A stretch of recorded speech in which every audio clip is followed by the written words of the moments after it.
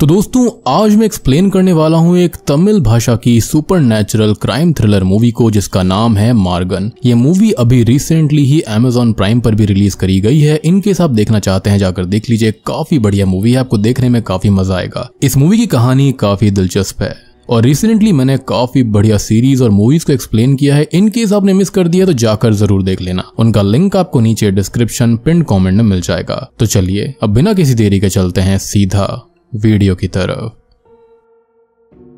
तो मूवी की शुरुआत होती है चेन्नई से, जहां पर हम एक लड़की को देखते हैं जो कि थोड़ी सी परेशान होती है क्योंकि एक एड एजेंसी ने उसकी परमिशन के बिना ही उसकी फोटो को इस्तेमाल कर लिया था। खैर अब वो अपने घर से निकलकर कहीं जा रही होती है और तभी हम पुलिस की एक टीम को चप्पे चप्पे कॉर्नर कॉर्नर पर उसको फॉलो करते हुए देखते हैं। इवन एक पुलिस ऑफिसर ने तो अपनी कुर्ती के ऊपर एक बटन कैम भी लगाया हुआ था जिससे कि उसका सीनियर ऑफिसर दूर से ही उस लड़की को मॉनिटर कर रहा होता है, जो कि टीम से ये कहता है कि उन्हें उस लड़की को पल पल फॉलो करना होगा क्योंकि उनकी एक नजर हटी तो उस लड़की की जान जा सकती है, जो कि अभी उनके हाथ में है क्योंकि अभी जो किलर है वो उसका पीछा कर रहा है। और इसी के साथ कहानी अब कुछ दिन पीछे जाती है कि आखिर ये सब हुआ कैसे। तो सही कहानी शुरू होती है एक मास्क वाले व्यक्ति को दिखाते हुए जो कि रात के अंधेरे में अपनी कार एक कॉलोनी के खाली कॉर्नर पर पार्क करता है। एक रेड डॉट लेजर रोड के एक पॉइंट पर सेट करके इंतजार करने लगता है। खैर अब थोड़ी देर के बाद में हम देखते हैं रम्या नाम की एक लड़की को जिसको उसका बॉयफ्रेंड कार्तिक घर से थोड़ी दूर ही ड्रॉप करता है। आज असल में रम्या का बर्थडे होता है तो दिन भर से वो कार्तिक के साथ थी और अभी कार्तिक उसे एक पेंडेंट गिफ्ट करता है और वो दोनों थोड़ी और बात करते हैं, जिसके बाद कार्तिक वहां से निकल जाता है।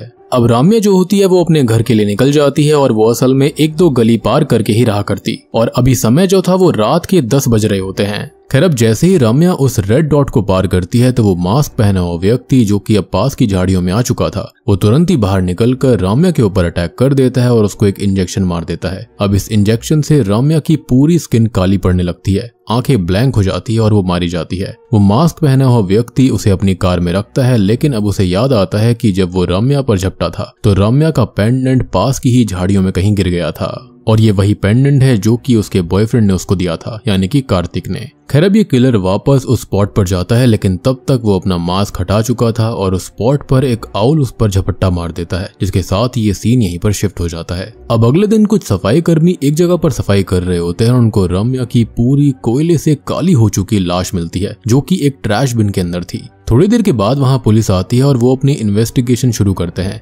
लेकिन हैरान कर देने वाली बात ये थी कि रम्या की खुद की फेसबुक प्रोफाइल पर सुबह 2:30 बजे यही डेड बॉडी वाली फोटो पोस्ट हो रखी थी जिसका कैप्शन था माय वर्स्ट बर्थडे एवर। एक तो ये इतना बड़ा क्राइम था, ऊपर से तरीका सबसे अलग और उसके भी ऊपर कि यहाँ किलर ने पूरे सिस्टम, पब्लिक, डिपार्टेड सोल सबको मॉक करते हुए वो पोस्ट भी डाल दी थी। अब शहर के अंदर ये खबर जो होती है वो आग की तरह फैल जाती है और फैलते फैलते पहुंचती है सीधा मुंबई, जहां पर हम देखते हैं एडीजीपी मुंबई ध्रुव को, जिसे उसके डिपार्टमेंट का एक ऑफिसर और उसका दोस्त कॉल करके बताता है कि वो जल्दी से व्हाट्सएप को चेक करे। अब ध्रुव जैसे ही व्हाट्सएप को चेक करता है तो वहां पर रम्या की वही पोस्ट होती है, जिसको देखकर ध्रुव के होश उड़ जाते हैं और ध्रुव को देखकर हमारे होश उड़ जाते हैं क्योंकि वो इस हॉरर का सामना पहले भी कर चुका है, जिसकी खुद की बेटी इसी तरह से खत्म हुई थी और उसका खुद का शरीर उस इंजेक्शन की वजह से आधा काला है और लेफ्ट हैंड काम नहीं करता, जिसे फंक्शनल रखने के लिए उसे मेडिसिन और इंजेक्शंस तक लेने पड़ते हैं। अब यहाँ पर बात ये होती है कि वो तो खुद इस जॉब को छोड़ रहा था, रेजिग्नेशन तक सबमिट कर चुका था, लेकिन ये केस देखते ही वो डिपार्टमेंट से रिक्वेस्ट करता है कि सेम केस फिर से सामने आया है और अब उसको ये केस खत्म करना होगा, जिसका डिपार्टमेंट उसको समझाता भी है और उसकी जिद के आगे उसे एग्री होना पड़ता है।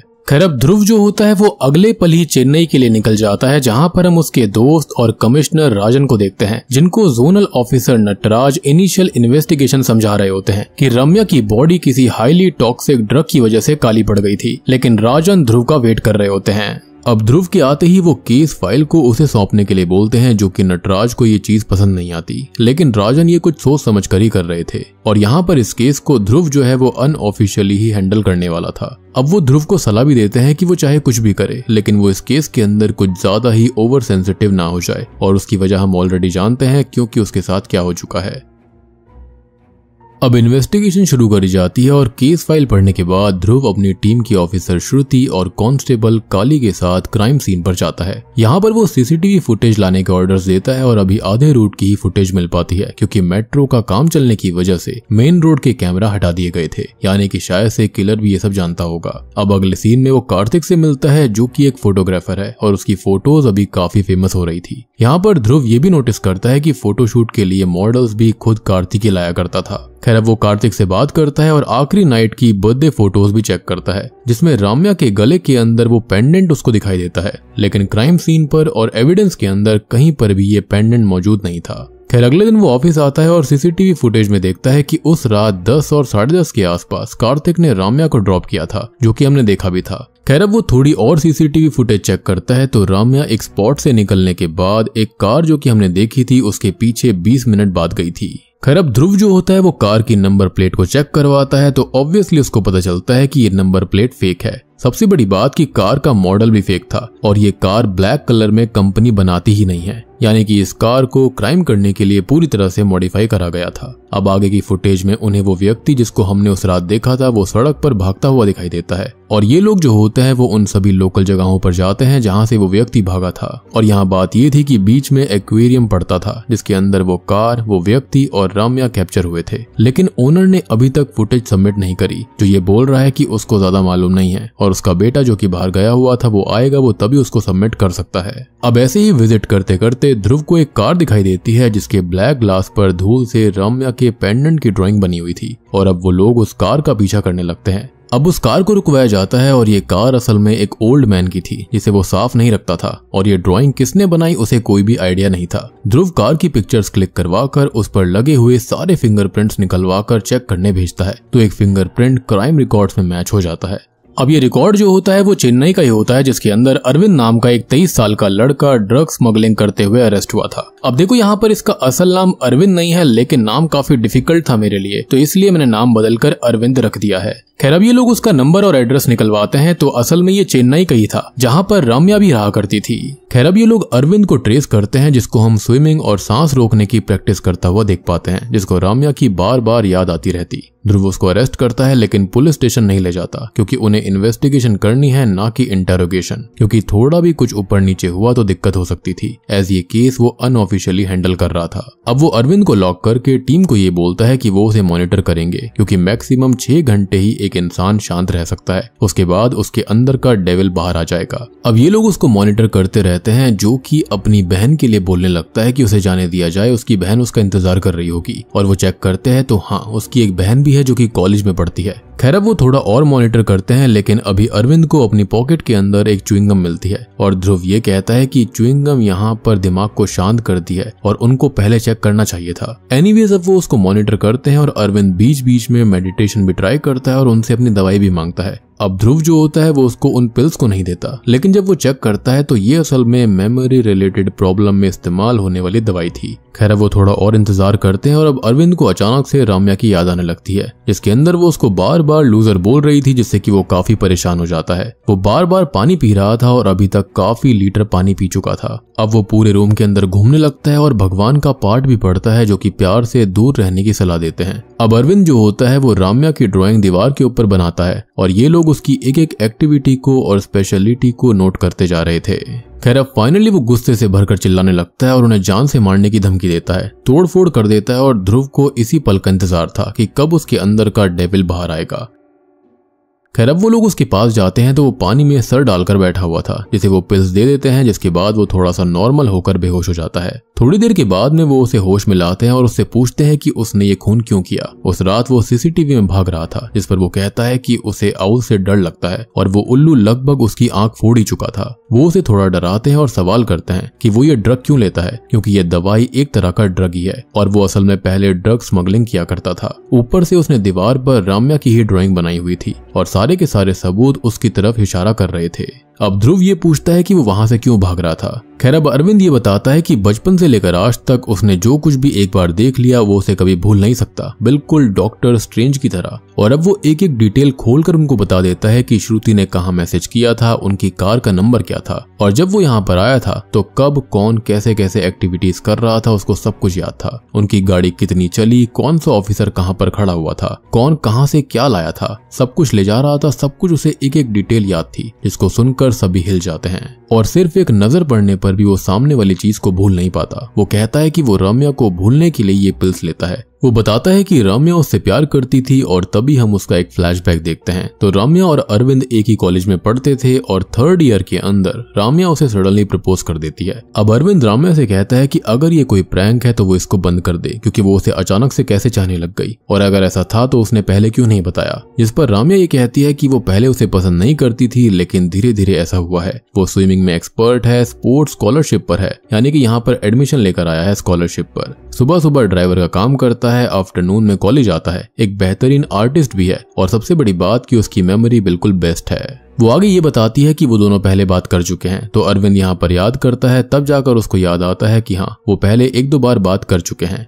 खैर अब रम्या ये कहती है कि वो उसे काफी पसंद करती है, और यहाँ पर जो अरविंद होता है वो भी उसको पसंद करता था, जिसके चलते दोनों एक रिश्ते में आ गए। दोनों एक दूसरे के साथ काफी खुश थे और वो रम्या को हर चीज में सपोर्ट करता था, उसका और अपनी बहन का काफी अच्छे से ख्याल रखता। और ऐसे ही रम्या को एक कंपनी के अंदर प्लेसमेंट मिल जाती है और अब दोनों और ज्यादा खुश रहने लगते हैं। अब इसी बीच होता यह है कि रम्या का जो HR होता है वो उसको US के लिए जॉब ऑफर करता है, लेकिन बदले में रम्या को उससे शादी करनी पड़ती, जिसके लिए वो मना कर देती है। वो घर आकर अरविंद को ये सब बात बताती है और ये कहती है कि वो उसके साथ US चले, जिस पर वो ये कहता है कि उसको यहाँ पर अपनी बहन का ख्याल रखना है, अपनी माँ का सपना पूरा करने के लिए स्विमिंग चैंपियन बनना है, गवर्नमेंट जॉब भी लेनी है। और इस बात पर दोनों के बीच एक हीटेड आर्ग्यूमेंट छिड़ जाती है, जिसमें होता यह है कि वो रम्या को थप्पड़ मार देता है और अपने घर चला जाता है। अब अरविंद रम्या से 3 दिन तक बात नहीं करता और इसी बीच वो अपना घर शिफ्ट कर लेती है, जॉब भी छोड़ देती है और उसको व्हाट्सएप से भी ब्लॉक कर देती है। वो उसे फेसबुक पर मैसेज करता है, लेकिन वहां पर उसका कोई भी रिप्लाई नहीं आता।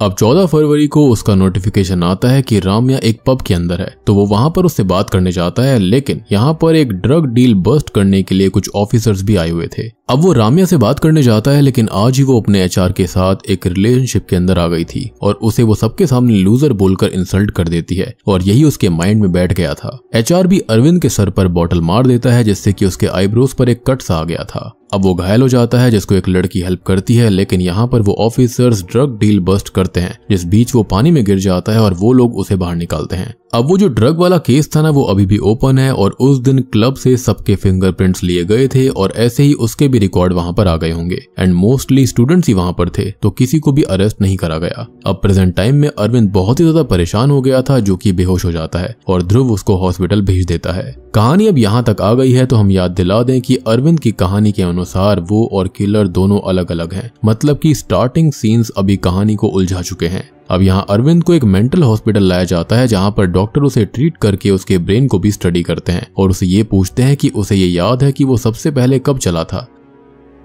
खैर अब अरविंद ये बताता है कि जब वो 1 साल का था तभी उसने चलना शुरू कर दिया था और उसके माता पिता उसे हर जन्मदिन पर कंचनमलाई गांव के पास सेलम में कलंगी ऋषि के मंदिर ले जाया करते थे, जहां पर उसके कुल देवता भी मौजूद हैं। वो बताता है कि उसके माता पिता ने यहाँ पर प्रार्थना करी थी और तब वो पैदा हुआ था, तो इसी के चलते वो हर साल यहाँ पर जाते थे। यहाँ पर माना जाता है कि ऋषि जानवरों और पक्षियों के रूप में रहते हैं और यहाँ पर एक हर्बल वेल भी है, यानी कि कुआं है, जो कि लड़कों की बॉडी पर वंडर्स करता है। अब उसे याद आता है कि वो इस कुएं को देख रहा था और चलकर उसके पास जाने लगता है, लेकिन वो अचानक से उसमें गिर गया था। वो अब पानी के अंदर होता है और अचानक से उसका पैर फंस जाता है, जिसके बाद उसे कुछ भी याद नहीं रहता और हम देख पाते हैं कि तब उसके पास एक कछुआ आता है जो कि उसे छू देता है और वो कछुआ असल में एक सुपर नेचुरल बीइंग था, जो कि उसे अपनी कुछ शक्तियां देता है, जिससे कि अरविंद की आंखें नीली हो गई थी और पानी के अंदर अचानक से भंवर उठ जाता है। वो कछुआ ही उसको पुश करके ऊपर धकेल देता है, जिससे उसकी जान बचती है। अब वो आगे बताता है कि उसके पिता हमेशा कहते थे कि पानी धरती का खून होता है, इसलिए दुनिया के सारे राज उसमें समाये हुए हैं। अब थोड़ी देर के बाद में डॉक्टर और ध्रुव आपस में बात करते हैं कि अरविंद की मेमोरी जैसी है ना, ऐसी दुनिया के अंदर खाली 50 लोगों की होती है और अभी इसको जितना स्टडी करा जाएगा उतना बढ़िया रहेगा। खैर अब ध्रुव यहाँ से जाने लगता है, लेकिन वो ये देखता है कि अरविंद ने वो पेंडेंट वाला डिजाइन बनाया हुआ था।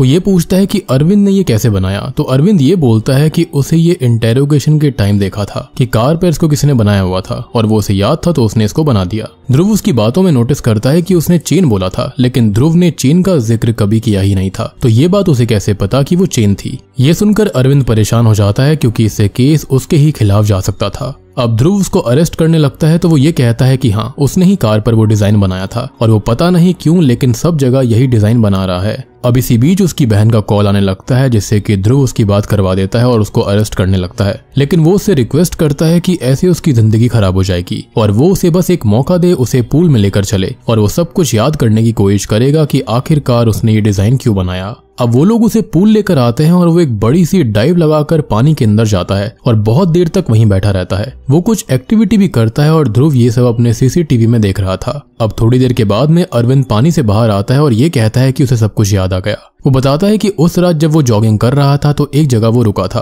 और वहीं पर उसने रोड के साइड पानी के रिफ्लेक्शन में वो चेन देखी थी। और हम यहाँ पर एक और चीज समझ पाते हैं कि अरविंद की शक्तियां काफी ताकतवर हैं और वो पानी के अंदर जाकर अपनी शक्तियों को ऐसे इस्तेमाल कर सकता है कि उसे उस बीते हुए समय का सब कुछ दिखाई देता है। वो एक तरह से उस पल में पहुंच जाता है और सब कुछ देख लेता है, मतलब कि उसे जो कुछ याद नहीं रहता वो भी उसको सब कुछ क्लियरली दिखाई देने लगता है कि ये सब हुआ कैसे था। लेकिन ये शक्तियां उसकी पानी के अंदर ज्यादा काम करती थी। अब इसी बीच उस एक्वेरियम की सीसीटीवी फुटेज भी मिल जाती है और ध्रुव को उसमें साफ दिखाई देता है कि अरविंद तो आगे निकल गया था जॉगिंग करते हुए और कोई दूसरा ही व्यक्ति वहां पर आकर वो चेन लेता है जिसका हाथ उन लोगों को दिखाई दे जाता है। अब ये लोग अरविंद को घर भेज देते हैं और ध्रुव सोचने लगता है कि आखिर वो इतना डीप कैसे बता सकता है। हालांकि हम जानते हैं कि ये उसकी सुपर नेचुरल शक्तियां हैं जो कि उसे उस कछुए से मिली थी, यानी कि पानी के अंदर से मिली थी और पानी के अंदर ये शक्तियां हाइपर एक्टिव हो जाया करती। अब हम अरविंद को उस कछुए के साथ देख पाते हैं जो कि उसके साथ हमेशा रहता है और पुलिस स्टेशन के अंदर किसी को भी ये नहीं दिखाई दिया था क्योंकि ये एक सुपर नेचुरल बीइंग था।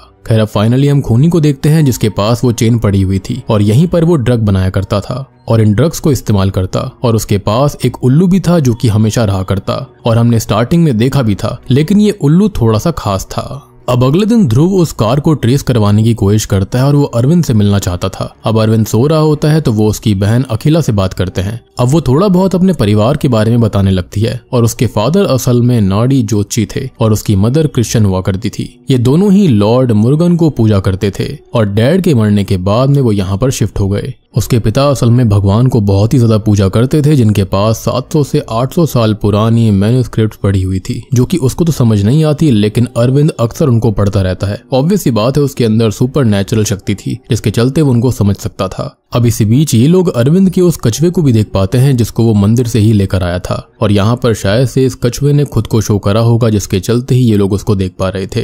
खैर अब तक अरविंद जाग उठता है जिससे कि ध्रुव इस केस के अंदर हेल्प मांगने की कोशिश करता है, लेकिन अरविंद उसे साफ मना करके गुस्सा करने लगता है। तो अब ध्रुव उसे अपनी कहानी बताता है कि वो ये केस किसी प्रमोशन के लिए नहीं बल्कि जस्टिस के लिए कर रहा है और कोई लड़की अब खत्म ना हो उसके लिए वो इसको सॉल्व करना चाहता है क्योंकि जो भी लड़कियों के साथ हो रहा था वो काफी गलत था।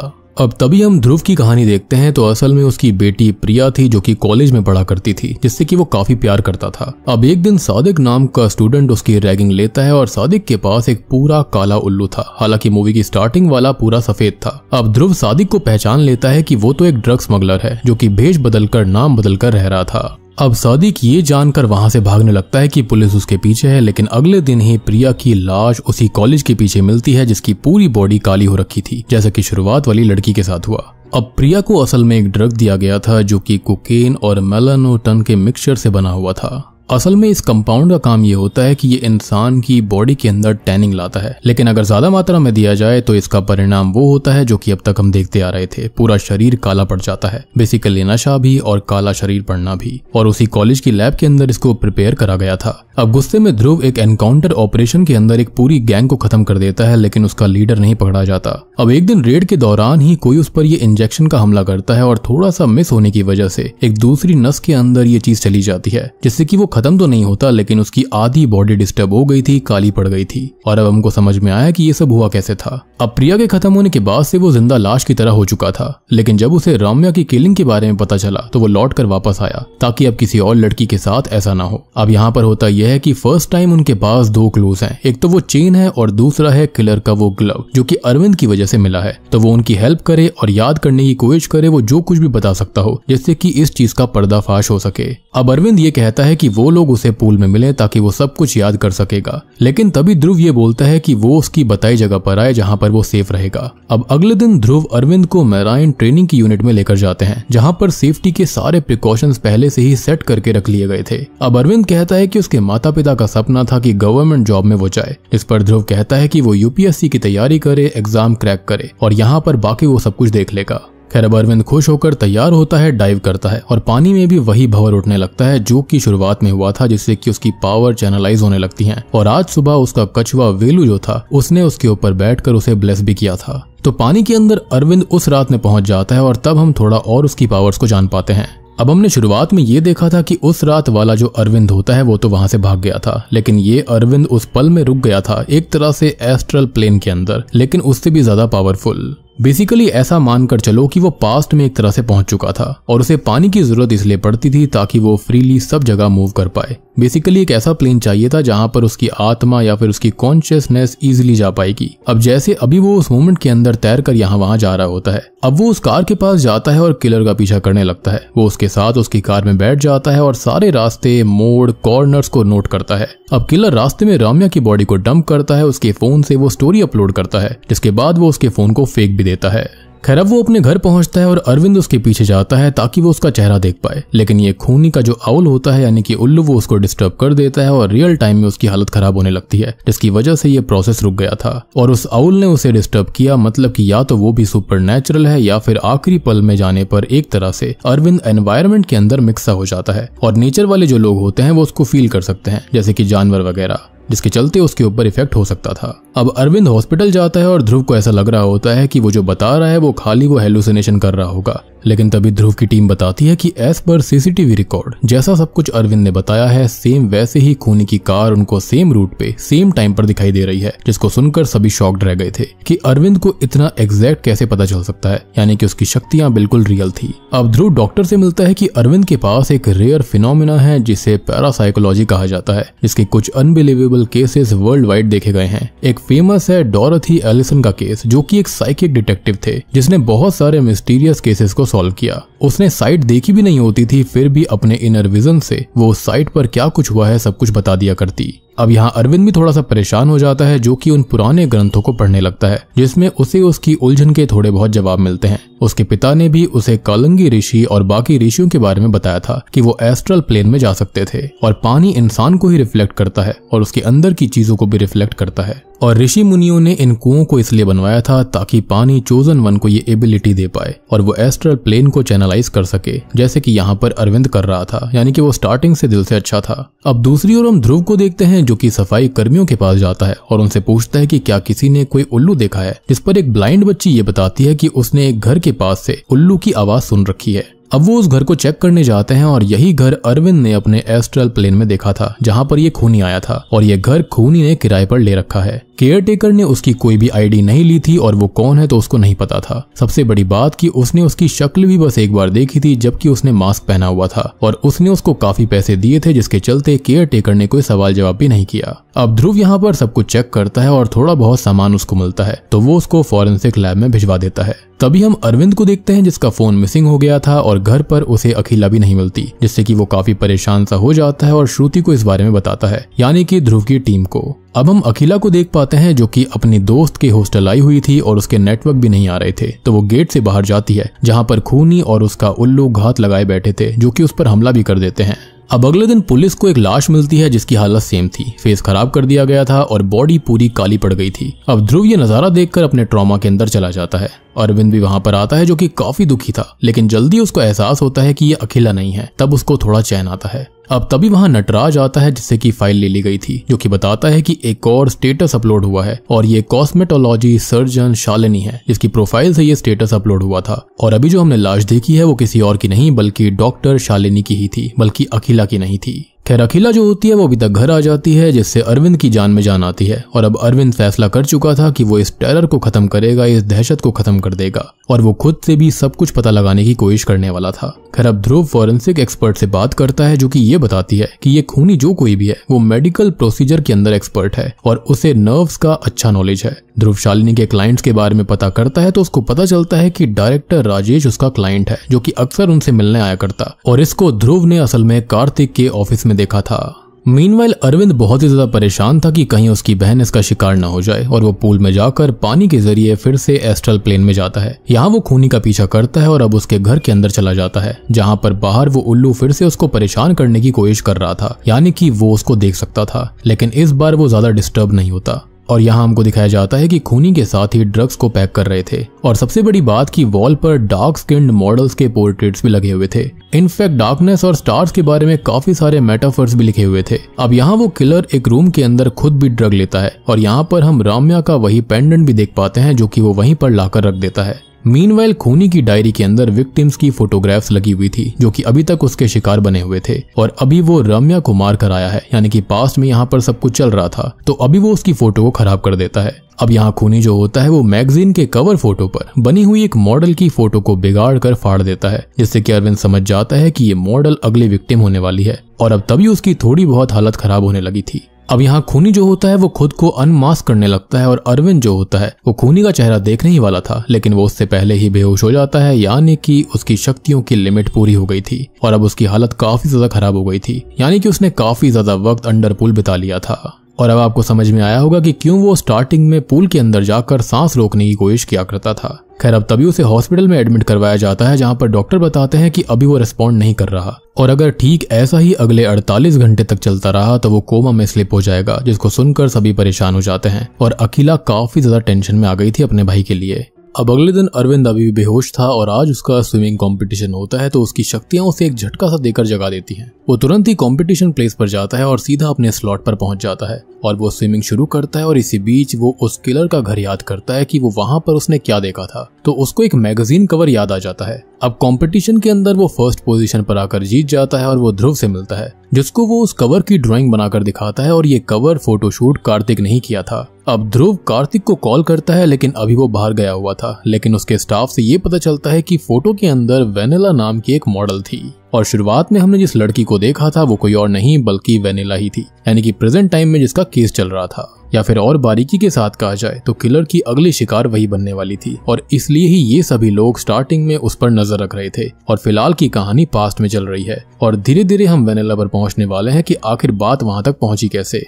अब तभी कहानी प्रेजेंट डे पर आ जाती है, और वो वेनिला को बचाने उसको फॉलो कर रहे थे। वेनिला राजेश के ऑफिस जाती है, जहां पर असल में वो पीवी सिंधु की बायोपिक मूवी के लिए सेलेक्ट हुई थी, और उसने ब्राइटनिंग स्किन के लिए कॉस्मेटिक सर्जरी तक करवा ली थी। लेकिन अब राजेश ने उसे मूवी से ही हटा दिया था, क्योंकि प्रोड्यूसर की बेटी मूवी से डेब्यू कर रही है। अब ये सुनकर तो वेनिला बहुत ही ज्यादा परेशान हो जाती है, और राजेश के ऊपर गुस्सा करने लगती है। वो ये कहती है कि राजेश ने ही उसे देखकर ये ब्रेक दिया था, और वो सपने सजाने लगी थी कि वो एक एक्ट्रेस बनेगी, और अब ऐसा क्या हुआ कि वो उसे सब कुछ छीन रहा था। और सबसे बड़ी बात कि वो अपनी पूरी जिंदगी अंधकार में रह चुकी है, और फिलहाल वो एक अच्छी और नई शुरुआत करने ही वाली थी, लेकिन अब वो उससे वो अच्छी जिंदगी छीन रहा था। खैर अब वो दुख और गुस्से में यहाँ से निकलने लगती है, लेकिन तभी प्रोड्यूसर की बेटी उससे बात करती है कि वो उसको एक्टिंग टिप्स दे दे, और बदले में वो उसे मूवी में गेस्ट वाला रोल तो दिलवा ही देगी। जिसको सुनकर तो वेनिला का दिमाग ही खराब हो जाता है, और वो यहाँ से निकल जाती है। प्लस हम ये भी जान पाते हैं कि वेनिला को हिंदी काफी अच्छे से आती थी।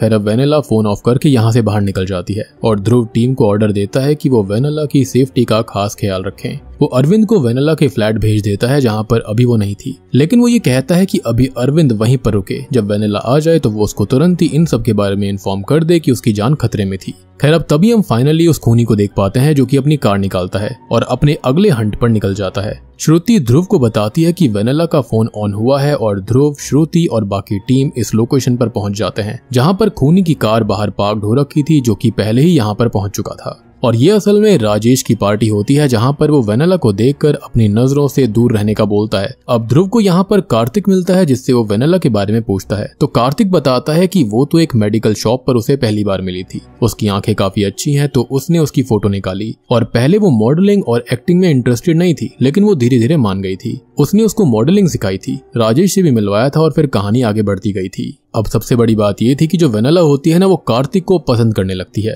जिसके बाद वो उसे प्रपोज कर देती है, लेकिन ऑब्वियसली कार्तिक उसे मना कर देता है, क्योंकि उसके मन में उसके लिए ऐसा कुछ नहीं था। अब वेनिला जो होती है वो कार्तिक को वही पेंडेंट गिफ्ट करती है, जो कि आगे उसने राम्या को गिफ्ट किया था, और यही पेंडेंट होता है जो कि हमने शुरुआत से लेकर अब तक देखा था। अब यही एग्जैक्ट पेंडेंट जो होता है वो राम्या को कार्तिक ने दिया था उस रात में, जो कि हमने शुरुआत में ऑलरेडी देखा। कार्तिक को वेनिला ने ये बताया था कि ये उसके एक्स ने यूएसए से मंगवाया था, लेकिन वो उसको इस्तेमाल कर रहा था तो वो उससे अलग हो गई। कार्तिक आगे ये बताता है कि अब वेनिला जो है वो चीप एड्स में फीचर कर रही है जो उसे ठीक नहीं लग रहा। तो ध्रुव ये पूछता है कि कैसी चीप एड्स, तो वो बताता है कि वही फेयरनेस स्किन वाली, डस्की से फेयर होने वाली। और आपको याद होगा शुरुआत वाली लेडी जो कि कोई और नहीं बल्कि वेनिला ही है, वो यहाँ पर इसी एड की वजह से बाहर निकल रही थी, यानी कि उसकी पिक्चर इस्तेमाल करी गई थी उसके कंसेंट के बिना। खैर दूसरी ओर हम अरविंद को देखते हैं जो कि एक फूड डिलीवरी पर्सन को देखता है जो कि वेनिला के फ्लैट में डिलीवरी करके निकल जाता है, मतलब कि वहां पर वो कोई तो था। और जब वो वहां पर जाकर चेक करता है तो वो ये देखता है कि कुछ ड्रग सप्लायर्स थे जो कि उसे बेहोश करके पानी की टंकी के अंदर बंद कर देते हैं। लेकिन जो व्यक्ति पानी से ही शक्ति लेता हो उसका क्या ही बिगाड़ा जाएगा, तो वो वहां पर बच जाता है और सभी को पीट देता है। अब वो वेनिला के सीक्रेट चेंबर के अंदर जाकर उसके लैपटॉप को देखता है और वहां पर ड्रग बनाने का सामान भी था। और सबसे ज्यादा शॉकिंग चीज उसको पता चलती है कि वेनिला जो थी वो किसी और ही आइडेंटिटी के साथ रह रही थी। जी हाँ, यानी कि ये वेनिला है ही नहीं बल्कि ये कोई और ही थी। दूसरी ओर हम देखते हैं कि ध्रुव को भी इस बात का आइडिया हो गया था कि यहाँ कुछ तो गड़बड़ है, क्योंकि उसने डार्क स्किन्ड वाली वेनिला के ऐड को देखा था और जिसको देखकर उसे कुछ याद आ जाता है। अब जब वो वेनिला की डार्क स्किन्ड पिक्चर को देखता है तो वो अपने डेटाबेस से उसको मैच करते हैं और तभी उसको बहुत ही शॉकिंग चीज पता चलती है। और दोस्तों अब यहाँ पर खुलते हैं इस मूवी के असली पत्ते। तो असल में वेनिला जो है ना वो वेनिला है ही नहीं बल्कि वो तो मेगा है जो कि सदीक के साथ ही शुरुआत में ड्रग्स का काम करती थी और यही असली ड्रग लॉर्ड भी है। वो उल्लू हमेशा से उसके साथ था जो कि हमने सदीक के पास देखा था। और ध्रुव प्रिया वाली आखिरी रिकॉर्डिंग को देखकर उसे पहचान भी जाता है। सबसे पहले सदीक ने प्रिया के सामने उसके रंग रूप का मजाक बनाया था तो उसने गुस्से में आकर सदीक को ही मार डाला। और मेघा के मन में यानी कि वेनिला के मन में ये बैठ गया था कि पूरी दुनिया गोरे रंग पर ही मरती है, तो उसने अपने विक्टिम्स को पूरा काला करके मारने का ही डिसाइड कर लिया और इसलिए उसने इस ड्रग का आविष्कार किया था। उसने प्रिया को खत्म किया और कार्तिक ने उसको रिजेक्ट कर दिया था, जिसके चलते उसे ये लगा कि फेयर स्किन की वजह से ऐसा हुआ था, तो उसने उसकी डेट यानी कि राम्या को भी मार दिया जिसके साथ पहले अरविंद भी रहा था। खैर अब डॉक्टर शालिनी ने उसका स्किन ब्राइटनिंग ट्रीटमेंट किया था उस रोल के लिए और फिर वही एड चला दी जिससे कि राजेश गुस्सा हुआ था।